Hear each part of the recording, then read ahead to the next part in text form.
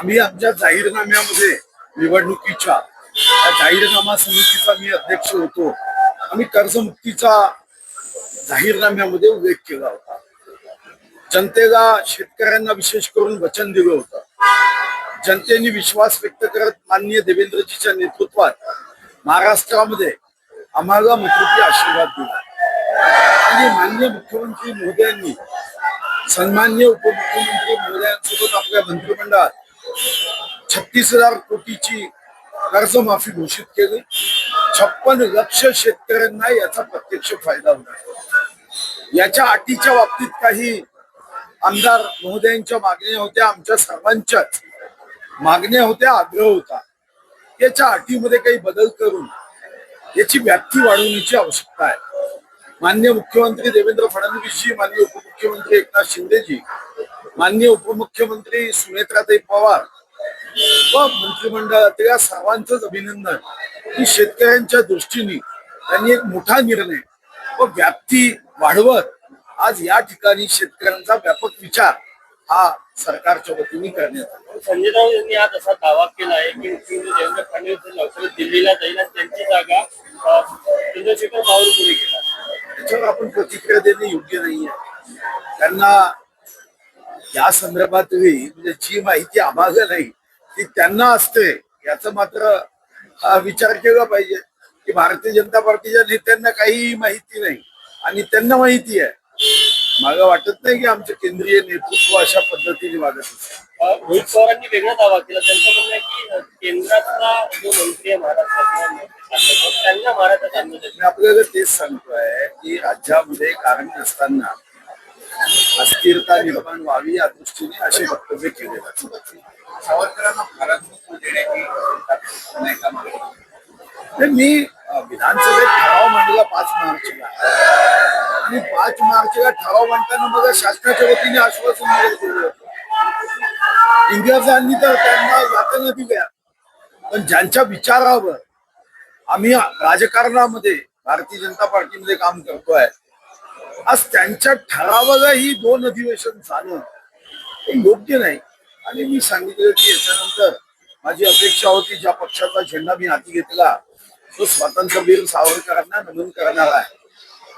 आमचे नेते, देशाचे धनखर गृहमंत्री अमित भाई अनेकदा स्वातंत्र्यवीर सावरकरांच्या विचारांचा उल्लेख करतात. आम्हाला फक्त ठराव करून केंद्राकडे पाठवायचं होतं आणि 19च्या जाहीरनाम्यामध्ये आम्ही याचा उल्लेख केलाय. केलेला आहे की पुढच्या शनिवारी नागपूरमध्ये उद्धव ठाकरे रामरक्षा सूत्र पठण करून आंदोलन करणार आहे. त्या प्रकारे संघाला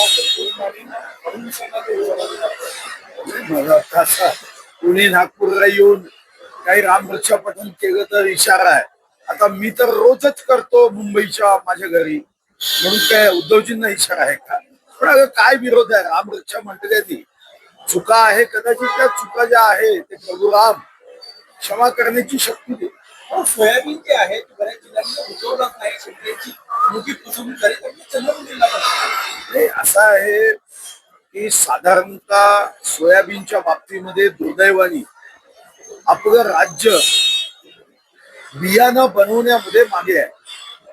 आपण मध्य प्रदेश मधून साधारणतः सोयाबीनचं बियाणं आणतो आणि यामध्ये मग कमी उगवणारं बियाणं शेतकऱ्यांच्या नशिबात. तेलंगणातून STBT हे आपण तिथून तस्कर विकतात आणि तिथेही अडचणी येतात. आणि म्हणून मी बी बियाणेच्या कायद्याच्या संदर्भात एक अशासकीय विधेयक आणलं. त्या संदर्भात बैठक झाली आहे. आपला प्रयत्न आहे की असं अप्रमाणित बियाणं शेतकऱ्यांना देण्यात येईल. या अगोदर धानाच्या बाबतीत झालं तेव्हा नुकसान भरपाई भरून देण्यासाठी आम्ही जेव्हा आक्रमक पवित्रा घेतला तेव्हा नुकसान भरपाई दिली सर्व शेतकऱ्यांना. इथं अप्रमाणित बियाणं आहे, शासनाने गंभीरतेने कारवाई केली. तुम्ही हे अशासकीय राज्य सरकार त्याच्यावर कायदा करणार असल्याची माहिती येते. काय नेमकी माहिती कायदा सरकार शेवटी बोगस बी बियाणाचं अशासकीय विधेयक मांडताना माझी भूमिका की शेतकऱ्यांची फसवणूक होऊ नये आणि म्हणून त्यासोबत मी 2 सूचनाही केल्या की आपण इकॉनॉमिकल ऑफेन्सिंग उद्योगपती श्रीमंतासाठी किंवा आर्थिक फसवणुकीसाठी करतो तसं ऍग्रिकल्चर ऑफेन्स विंग केली पाहिजे. कृषी क्षेत्रामध्ये फसवणूक झाली तर त्याची विशेष चौकशी केली जाईल व यांना सुद्धा फास्ट ट्रॅक कोर्ट केलं पाहिजे. महाराष्ट्राच्या 36 जिल्ह्यात पहिल्या टप्प्यामध्ये 5 फास्ट ट्रॅक कोर्ट करणे, कारण नकली बियाणं समजा अप्रमाणित आहे, नकली याचा अर्थ अप्रमाणित, तरीही जर तुम्ही न्याय द्यायला 10 वर्ष लावले तर तो शेतकरी वाट पाहूच शकत नाही. गरिबी ज्याच्या नशिबात आहे त्याला 10 वर्ष वाट पाहणं फसवणूक झाल्यावर हे कदापिही शक्य नाही. कॅगने ताशेरे उरले राज्य सरकारवर अर्थसंकल्प पाहिजे, खर्चात मोठी वाढ झाली आहे, कर्जाचा मोठा डोंगर ताशेरे सुद्धा याची माहिती नाही, मी वाचल्यावर प्रतिक्रिया सांगतो. डिलिमिटेशन विधेयक जर मंजूर जर झालं तर मतदारसंघात मोठा बदल होऊ शकतो. त्यामुळे सूर्यास्त्र जे आहे ते पर्यायी मतदारसंघ जे आहे ते त्यावर चाचपणी करण्यात याची माहिती नाही, थोडा उशिरा अजून आता याच्यावर काही मत व्यक्त करणं योग्य नाही, कारण डिलिमिटेशन व्हायला पुन्हा एकदा संसदेमध्ये बहुमत लागेल आणि बहुमत आल्यानंतरच डिलिमिटेशन होईल. आणि मला व्यक्तिगत रीतीने वाटतं कोणतीही निवडणूक ही 10% उमेदवारांची 90% पार्टी संघटन करत असते. भारतीय जनता पार्टी एवढं मजबूत संघटन ठेवते की उमेदवार कोणीही असो निवडून आणण्याची क्षमता आहे. 2009 मध्ये आदरणीय गडकरींनी नागपूरचे नाना शामको यांना चंद्रपूर पाठवलं आणि 16 दिवसामध्ये आमदार केलं.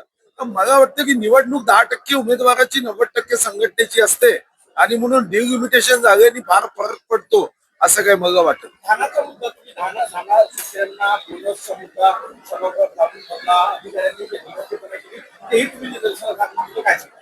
नाही, धान हा आमच्या पूर्व विदर्भाचा सन्मान आहे, शान आहे. कर्जमुक्तीमध्ये फक्त बँकेत असणारं कर्ज त्याच्या जे आहे ते आपण माफी देतोय, पण त्याच्या हातात पैसेच नाही ना.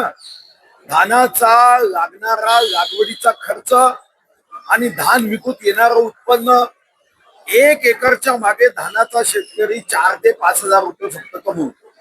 आणि 2013 मध्ये काँग्रेस सरकारने बोनस सुरू केलं आणि ते आम्ही बंद करणं हे योग्य नाहीये. आणि म्हणून माझी आग्रही भूमिका राहिली आहे की साधारणतः आम्ही 22,000 कोटी रुपये महिन्याला कर्मचाऱ्यांच्या पगारासाठी देतो, ते दिले पाहिजे, पण धानाच्या बोनसचा विचार अतिशय गंभीर